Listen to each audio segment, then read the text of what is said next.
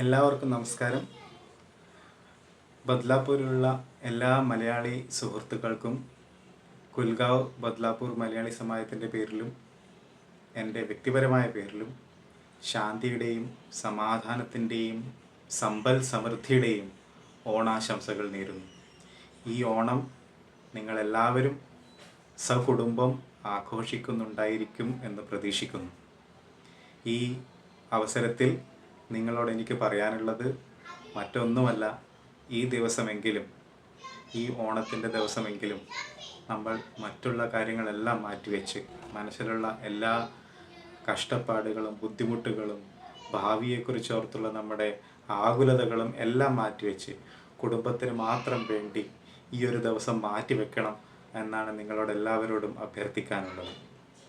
അത് പറഞ്ഞപ്പോഴാണ് ഇന്നലെ കഴിഞ്ഞ ദിവസം ഫേസ്ബുക്കിൽ കണ്ട ഒരു കാർട്ടൂൺ ഓർമ്മ വരുന്നത്. മഹാബലി തമ്പുരാൻ പ്രജകളെ കാണാൻ വരുമ്പോൾ ആ വീട്ടിലുള്ള ആരും തന്നെ അദ്ദേഹത്തെ ശ്രദ്ധിക്കത്തില്ല എന്നുള്ളതാണ്. എല്ലാവരും മൊബൈലിൽ നോക്കിയിരിക്കുകയാണ്. അപ്പോൾ അദ്ദേഹം പറയുകയാണ്, ആരെങ്കിലും ഒന്ന് നോക്കിയിരുന്നെങ്കിൽ ഒരു ഹാപ്പി ഓണം പറഞ്ഞിട്ട് പോകായിരുന്നു. അതാണ് ഇപ്പോഴത്തെ അവസ്ഥ. എല്ലാവരും മൊബൈലിൽ തന്നെ മുഴുകിയിരിക്കുകയാണ്. ഈ ഒരു ലീവുള്ള ദിവസം പോലും ഓണമായിട്ട് കൂടി ഈ വീഡിയോ കാണുന്നതൊക്കെ ഇത് കണ്ടതിന് ശേഷം പൂട്ടി വെച്ചിട്ട് കുടുംബത്തോടൊപ്പം സംസാരിക്കുക, സമയം ചെലവഴിക്കുക.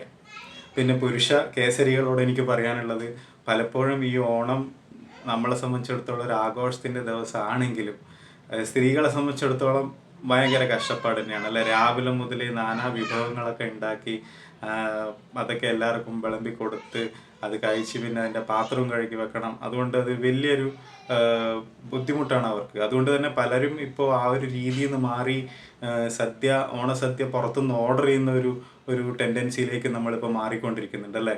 ശരിക്കും പറഞ്ഞു കഴിഞ്ഞാൽ അവർക്കത് കുറച്ച് കഷ്ടപ്പാടാണെങ്കിലും നമ്മൾ ഈ പുരുഷന്മാർ വീട്ടിലിരിക്കുന്ന ഭർത്താക്കന്മാരും അല്ലെ ഇതുപോലെ മക്കളും ഒന്ന് സഹകരിച്ചു കഴിഞ്ഞാൽ എല്ലാവർക്കും ആഘോഷമായിട്ട് ചെയ്യാവുന്നതേ ഉള്ളൂ ഈ കുക്കിങ്ങും അതുപോലെ അതിന് ശേഷമുള്ള ക്ലീനിങ്ങും എല്ലാം. അപ്പോൾ അവരോടും കൂടെ സഹകരിച്ച് എല്ലാവരും നല്ല രീതിയിൽ ഓണസദ്യയൊക്കെ ഉണ്ണും എന്ന് പ്രതീക്ഷിക്കുന്നു. എന്നെ സംബന്ധിച്ചിടത്തോളം ഏതായാലും ഓണമില്ല. ഒരു മരണം നടന്നിരുന്നു. അമ്മ നമ്മളെ വിട്ടുപോയി കഴിഞ്ഞ മാസം. അപ്പോൾ അത് നിങ്ങളെല്ലാവരും അറിഞ്ഞിരിക്കും. അതുകൊണ്ടാണ് കഴിഞ്ഞ മാസം സമാജത്തിൻ്റെ പ്രവർത്തനങ്ങളും കാര്യങ്ങളൊക്കെ ഒരു അപ്ഡേറ്റായി ഒരു വീഡിയോയിലൂടെ ഇടാം എന്ന് വിചാരിച്ചതൊന്നും നടന്നില്ല. അങ്ങനെ അത് പറ്റിയില്ല. അപ്പോൾ എൻ്റെ അനുഭവത്തിൽ നിന്ന് നിങ്ങളോട് എനിക്ക് പറയാനുള്ളത്, അമ്മ അധികം പ്രായം ഒന്നും ആയിരുന്നില്ല. പശുവിന് പുല്ല് കൊണ്ടിരുന്ന വഴി കാല് വഴുതി വീണു. അങ്ങനെ സുഷുമ്ന നാഡിക്ക് പരിക്ക് പറ്റി അമ്മ മരിച്ചു പോവുകയാണ് ഉണ്ടായത്.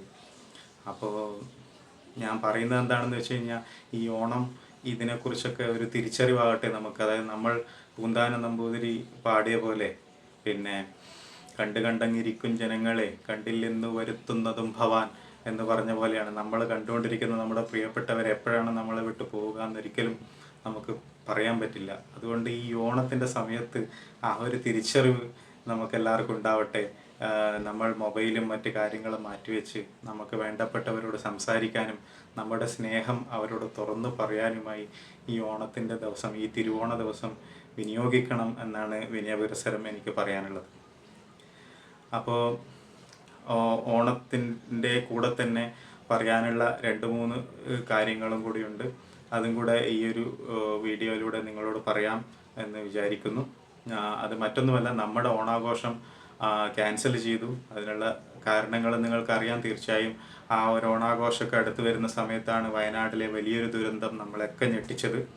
അപ്പോൾ അതിൻ്റെ പശ്ചാത്തലത്തിലും അതുപോലെ തന്നെ നമുക്കൊരു സാമ്പത്തിക ബാധ്യത വരുന്ന ഒരു സിൽവർ ജൂബിലി ആഘോഷം ഈ വർഷം അവസാനം നടത്തേണ്ടതുണ്ട്. അപ്പോൾ ഇത് രണ്ടും നടത്തുമ്പോൾ നമ്മുടെ അംഗങ്ങൾക്കുണ്ടാകുന്ന സാമ്പത്തിക ബാധ്യതയും ഒക്കെ കണക്കിലെടുത്തുകൊണ്ടാണ് നമ്മൾ ഓണാഘോഷം വേണ്ടാന്ന് വെച്ചത്. അതിൽ ക്ഷമ ചോദിക്കുന്നു. ഇനി അടുത്ത വർഷമെങ്കിലും നമുക്കത് നടത്താൻ പറ്റും എന്ന് വിചാരിക്കുന്നു. അതിന് പുറമെ പറയാനുള്ളത്, വളരെ പ്രധാനപ്പെട്ട കാര്യം, അടുത്ത ആഴ്ച ഞായറാഴ്ച, അതായത് സെപ്റ്റംബർ 22-ാം തീയതി നമ്മുടെ AGM ആണ്. ആ AGMൽ എല്ലാവരും പങ്കെടുക്കണം എന്നും കൂടെ ഒരു അഭ്യർത്ഥന ഈ അവസരത്തിൽ നിങ്ങളോട് എനിക്ക് പങ്കുവയ്ക്കാനുണ്ട്. കാരണം ഒരു മലയാളി സമാജം പൊതുവെ അതിൻ്റെ പെർഫോമൻസ് വിലയിരുത്തുന്നത് AGMലുള്ള പങ്കാളിത്തം കൊണ്ടാണ്. ഇപ്പം ഉദാഹരണത്തിന് ബോംബെയിലുള്ള ഒരു പ്രശസ്തമായ മലയാളി സമാജം അതിൽ 1000 മെമ്പറുണ്ട്, 1500 മെമ്പറുണ്ട് എന്നൊക്കെ പറയുന്നു. പക്ഷെ അവരുടെ പ്രവർത്തനങ്ങൾ വിലയിരുത്തുന്നത് AGMലേക്ക് എത്ര ആൾക്കാർ വരുന്നുണ്ട് എന്നുള്ളത് നോക്കിയിട്ടാണ്. അതുകൊണ്ട് നമ്മുടെ സമാജത്തിൽ ഇപ്പം 500 മെമ്പർഷിപ്പായി എന്നുള്ളൂ. പലരും നാട്ടിൽ പോയവരും മരിച്ചു പോയവരൊക്കെ ഉണ്ട്. അതൊക്കെ കഴിഞ്ഞ് കഴിഞ്ഞാൽ ഒരു 200-250 പേരെ ആക്റ്റീവായിട്ട് കാണുള്ളൂ. അപ്പോൾ അതിൽ ഒരു 50% നമുക്ക് ആൾക്കാരെങ്കിലും നമുക്ക് AGMലേക്ക് പങ്കെടുപ്പിക്കാൻ പറ്റണം. AGMൻ്റെ പങ്കാളിത്തം സമാജത്തിൻ്റെ പ്രവർത്തനങ്ങളുടെയും ഒരു റിഫ്ലക്ഷനാണ്. കാരണം സമാജത്തിൽ പ്രവർത്തനങ്ങൾ ഉണ്ടെങ്കിൽ ആൾക്കാർക്ക് AGMൽ വരാൻ താല്പര്യം ഉണ്ടാവുള്ളൂ. അപ്പോൾ എനിക്ക് നിങ്ങളോട് പറയാനുള്ളത്, നമുക്കൊരു പുരോഗതി ഇക്കാര്യത്തിലൊക്കെ ഉണ്ടായിട്ടുണ്ട്. നമ്മൾ നിരവധി പ്രവർത്തനങ്ങൾ ഈ കഴിഞ്ഞ ഒരു വർഷം നമ്മൾ കാഴ്ചവെച്ചു. അതിലൊക്കെ ഏറെ പ്രയത്നവും കഠിനാധ്വാനവും എല്ലാവരുടെ വശത്തു നിന്നും ഉണ്ടായിട്ടുണ്ട്. കമ്മിറ്റി അംഗങ്ങളുടേതായാലും മറ്റു വളണ്ടിയർമാരുടേതായാലും അവർക്കൊക്കെയുള്ള പ്രചോദനം എന്ന് പറയുന്നത് ഇങ്ങനെയുള്ള പരിപാടികളിൽ നിങ്ങൾ പങ്കെടുക്കുമ്പോഴാണ്. വേറെ ഒന്നുമല്ല, പൈസ തരുന്നതും മറ്റൊന്നുമല്ല, പങ്കാളിത്തമാണ് അവർക്കുള്ള ഏറ്റവും നല്ല പ്രചോദനം ആ കഠിനാധ്വാനം ചെയ്യുന്നവർക്ക്. അപ്പോൾ അറ്റ്ലീസ്റ്റ് അങ്ങനെയുള്ളൊരു പരിപാടികളിലേക്ക് വരാനെങ്കിലുമുള്ള മഹാമനസ്കത നിങ്ങളെല്ലാവരും കാണിക്കണം എന്നാണ് ഈ അവസരത്തിൽ പറയാനുള്ളത്. ഇപ്പോൾ കഴിഞ്ഞ ഒരു വർഷത്തെ കാര്യങ്ങൾ എന്തൊക്കെ ചെയ്തു എന്നുള്ളത് തീർച്ചയായും നമ്മുടെ ജനറൽ ബോഡിയിൽ നമ്മുടെ സെക്രട്ടറി സാർ ശ്രീ സുരേഷ് കുമാർ വളരെ ഡീറ്റെയിൽഡായിട്ട് അവതരിപ്പിക്കാൻ പോവുകയാണ്. എന്തായാലും പ്രധാനപ്പെട്ട കാര്യങ്ങൾ നിങ്ങളുടെ അറിവിലേക്കായി പുതിയ ആൾക്കാരുണ്ടാവും, ഇപ്പോൾ വന്നവരുണ്ടാവും, ആരൊന്നും അറിയുന്നുണ്ടാവില്ല. അപ്പോൾ ഉദാഹരണത്തിന് നമ്മൾ ചെയ്തിരുന്ന കാര്യങ്ങൾ, ഏറ്റവും പ്രധാനപ്പെട്ട കാര്യം തന്നെ നമ്മുടെ മലയാള ഭാഷ എന്നുള്ളത്. മലയാള ഭാഷയ്ക്ക് വേണ്ടി നമ്മൾ മലയാളം മിഷനിലൂടെയും അതുപോലെ കേരളീയ കേന്ദ്ര സംഘടന നടത്തുന്ന വായനോത്സവത്തിലൂടെയും അതിൽ പങ്കെടുപ്പിച്ചുകൊണ്ടും മറ്റുമാണ് നമ്മൾ മലയാള ഭാഷയ്ക്ക് വേണ്ടി ചെയ്യുന്ന കാര്യങ്ങൾ പ്രധാനമായിട്ടും ഉള്ളത്.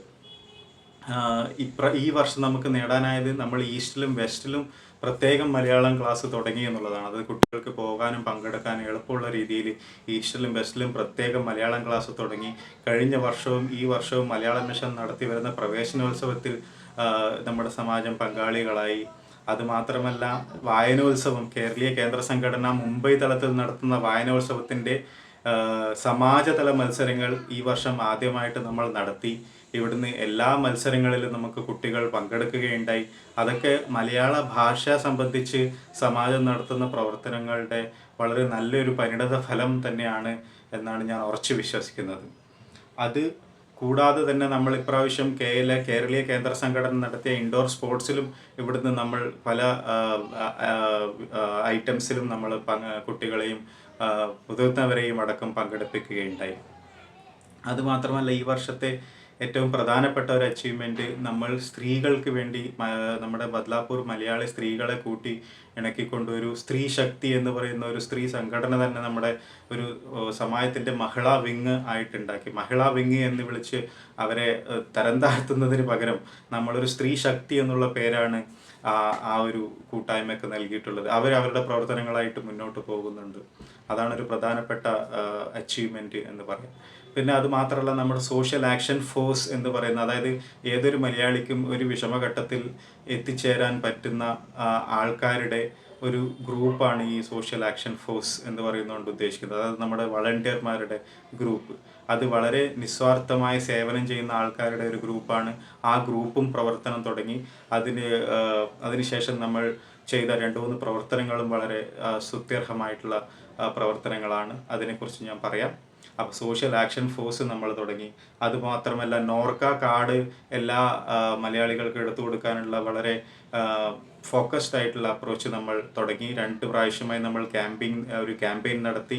അതിനുശേഷം നമ്മുടെ ഒരു അംഗത്തിനെ തന്നെ ട്രെയിൻ ചെയ്ത് നോർക്ക കാർഡ് ഇവിടുന്ന് തന്നെ എങ്ങനെ അപ്ലൈ ചെയ്യാം എന്നും നമ്മൾ പരിശീലനം നേടി. ഇനി അങ്ങോട്ട് നമുക്ക് കണ്ടിന്യൂസ് ആയിട്ട് നോർക്ക കാർഡ് ആപ്ലിക്കേഷൻ ഇവിടുന്ന് തന്നെ അംഗീകരിക്കാനും അത് പ്രോസസ്സ് ചെയ്യാനും സാധിക്കും. അങ്ങനെയുള്ള കാര്യങ്ങളും നമ്മൾ ഈ ഒരു വർഷത്തിനിടെ നേടിയിട്ടുണ്ടായി. അതുമാത്രമല്ല, ഏറെ വർഷങ്ങൾക്ക് ശേഷം നമ്മളൊരു മെഡിക്കൽ ക്യാമ്പ് നടത്തി, ആയുർവേദ മെഡിക്കൽ ക്യാമ്പ് നടത്തി. അത് കോട്ടക്കൽ ആര്യവൈദ്യശാല ഈയിടെ അടുത്തായി ബദ്ലാപൂർ തുടങ്ങിയ അവരുമായി സഹകരിച്ചുകൊണ്ടാണ് നമ്മൾ ഈ മെഡിക്കൽ ക്യാമ്പ് നടത്തിയത്. അതിന് അവരോടും നമ്മൾ പ്രത്യേകം നന്ദി അറിയിക്കുന്നു. അതുമാത്രമല്ല ഓരോ ഏരിയയിലുള്ള മലയാളികൾ പരസ്പരം പരിചയപ്പെടുക, പരസ്പരം അറിയുക, തൻ്റെ അയൽവക്കക്കാർ ആരൊക്കെയാണെന്ന് മനസ്സിലാക്കുക എന്നുള്ള ഉദ്ദേശത്തോടു കൂടി തുടങ്ങിയ കുടുംബസംഗമത്തിൻ്റെ ആദ്യ കുടുംബസംഗമവും നമ്മൾ ബദ്ലാപൂർ ഈസ്റ്റിലുള്ള തോമസ് കുട്ടി എന്ന് പറയുന്ന നമ്മുടെ സണ്ണി ചേട്ടൻ്റെ വീട്ടിൽ വെച്ചിട്ട് ആദ്യ കുടുംബസംഗമവും നമ്മൾ നടത്തി. ഇനി അതുപോലെ മറ്റുള്ള എല്ലാ മേഖലകളിലും നമുക്ക് കുടുംബസംഗമം നടത്തേണ്ടതുണ്ട്. അതുമാത്രമല്ല ഈ അടുത്തായി നമ്മൾ ഒരു വീട് കയറി താമസിക്കാൻ ബുദ്ധിമുട്ടുന്ന ഒരു വയസ്സായ മലയാളി കുടുംബത്തിന് ഡെപ്പോസിറ്റ് കൊടുക്കാൻ കാശില്ല എന്ന് പറഞ്ഞപ്പോൾ നമ്മുടെ സോഷ്യൽ ആക്ഷൻ ഫോഴ്സ് വളണ്ടിയർമാർ അവരുടെ നിരുപാധികം അവരുടെ കോൺട്രിബ്യൂഷൻ പൈസയായി നമുക്ക് തരികയും അങ്ങനെ ആ ചേട്ടൻ്റെ ആ വയസ്സായ ആ വ്യക്തിയുടെ ഒരു കയറി താമസിക്കാൻ ഒരു വീട് എന്നുള്ള ആഗ്രഹം സഫലീകരിച്ചു കൊടുക്കാനും നമുക്ക് പറ്റി. അതുപോലെ തന്നെ കഴിഞ്ഞ ദിവസം ഉത്രാട ദിവസം സാമ്പത്തിക ബുദ്ധിമുട്ട് അനുഭവിക്കുന്ന ഒരു കുടുംബത്തിന് നമ്മൾ ഒരു മാസത്തെ റേഷൻ വാങ്ങിക്കൊടുക്കുകയും ചെയ്യുകയുണ്ടായി. ഇങ്ങനെയുള്ള നിരവധി സേവനങ്ങളാണ് സമാജം ഈ കഴിഞ്ഞ ഒരു വർഷത്തിൽ നമ്മൾ ചെയ്തുകൊണ്ടിരിക്കുന്നത്. അതുമാത്രമല്ല ഈ കാര്യങ്ങളൊക്കെ സമാജത്തിൻ്റെ പ്രവർത്തനങ്ങളൊക്കെ തന്നെ നിങ്ങളിലേക്ക് എത്തിക്കാനായിട്ടുള്ള ഈ യൂട്യൂബ് ചാനലും ഈ അടുത്തായി തുടങ്ങിയ ഒരു സംരംഭമാണ്. അതുകൊണ്ട് നമ്മുടെ പരിപാടികളിൽ നേരിട്ട് പങ്കെടുക്കുന്ന ആൾക്കാർ കുറവായാൽ തന്നെ അത് യൂട്യൂബിലൂടെ കാണുന്ന ആൾക്കാർ വളരെ കൂടുതലാണ്.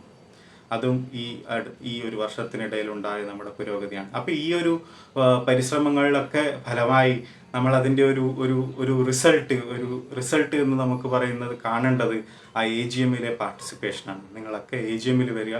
ഇനി ആരെങ്കിലും മെമ്പർ അല്ലാത്തവരുണ്ടെങ്കിൽ നമ്മളെ സമീപിക്കുക. AGMന് മുന്നേ തന്നെ നമ്മൾ മെമ്പർഷിപ്പ് തരാൻ ശ്രമിക്കാം. അല്ലെങ്കിൽ AGMൻ്റെ അവിടെയും നമുക്ക് മെമ്പർഷിപ്പ് ഫോമും റെസിപ്റ്റും കാര്യങ്ങളുണ്ടാവും. നിങ്ങൾക്ക് അവിടെയും റെസിപ്റ്റ് മുറിക്കാം. അപ്പോൾ മാത്രമല്ല ഈ ഒരു AGMൽ നമ്മൾ സ്വാഭാവികമായും എല്ലാ വർഷവും നടത്തിക്കൊണ്ടിരിക്കുന്ന അജണ്ടകൾക്ക് പുറമെ വളരെ പ്രധാനപ്പെട്ട 2-3 അജണ്ടകൾ കൂടി ഡിസ്കസ് ചെയ്യാൻ ആഗ്രഹിക്കുകയാണ്. അതിന് നല്ല പങ്കാളിത്തം വേണം. ചുരുങ്ങിയ ഒരു